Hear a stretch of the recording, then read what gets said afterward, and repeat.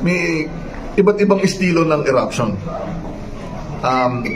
Yung pinapakita ngayon ng Canlaon ay umaakit yung magma, umabot na yung magma pero hindi pa masyadong marami.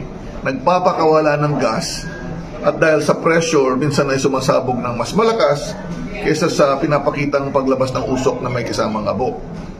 Tatlong tinatawag naming senaryo ang posibleng mangyari. Una, patuloy ang pag-akit ng magma ng dahan-dahan, paglabas ng gas at magkakaroon ng mga pagsabog paminsan-minsan ng mas malakas na nakikita na mahina. Ibig sabihin, ang ganitong senaryo ay mabagal. At kung mabagal ang pag-akit ng magma at paglabas ng gas, yung risk, no, o yung pagkadelikado ng aktibidad ay nandyan pero hindi masyadong delikado. At ang kailangan mo dyan ay distansya ng mga taong malapit ang mga bahay sa tuktok ng bulkan.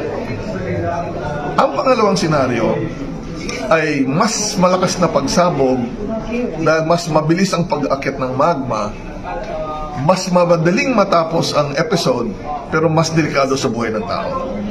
Ang pangatlong senaryo ay titigil na ang aktibidad ng bulkan at some point.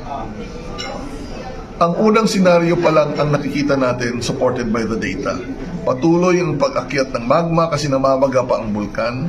Patuloy ang paglabas ng usok na minsan may pwersa. Hindi mabilis ang pagkatapos ng kanyang activity. So kailangan i-maintain yung alerto pagdating sa bulkan. In the long term, kailangan ma-relocate na ang mga tao na nasa loob ng 4 na kilometro na permanent danger zone habang yung within 6 kilometers ay nasa evacuation.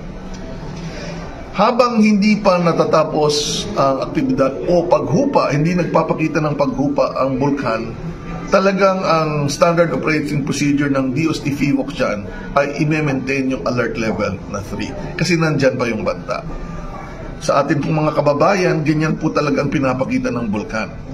Ang kailangan natin ay distansya sa tuktok ng bulkan kasi galit pa at may aktibidad pa ang bulkan.